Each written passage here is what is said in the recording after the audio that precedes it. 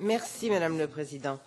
Je ne nie pas du tout la volonté de Madame le rapporteur, Madame Kyllönen, de réaliser des compromis parmi toutes les sensibilités politiques, enfin toutes les sensibilités politiques sauf celles des nationaux, parce que je vois que sa volonté de paix et d'amour ne va pas jusqu'à moi. Mais enfin, ce n'est pas très grave.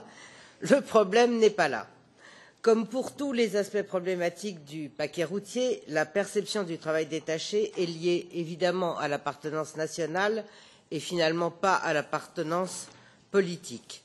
C'est la preuve d'ailleurs que l'orgueilleuse idéologie européiste, je dis bien européiste et pas européenne, qui a voulu depuis 20 ans étendre son empire est restée aveugle à cette réalité.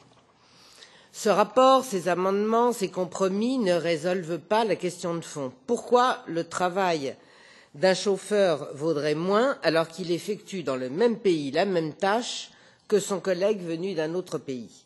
Pourquoi? Évidemment parce que la différence entre les charges permet à certains investisseurs d'empocher une plus-value et que la somme de ces plus-values est tellement colossale que ceux qui croient encore à l'idée européenne se taisent pour ne pas la détruire définitivement et que ceux qui savent qu'ils vont empocher des bénéfices font mine de ne pas croire ou de ne pas voir qu'il y a foncièrement une injustice.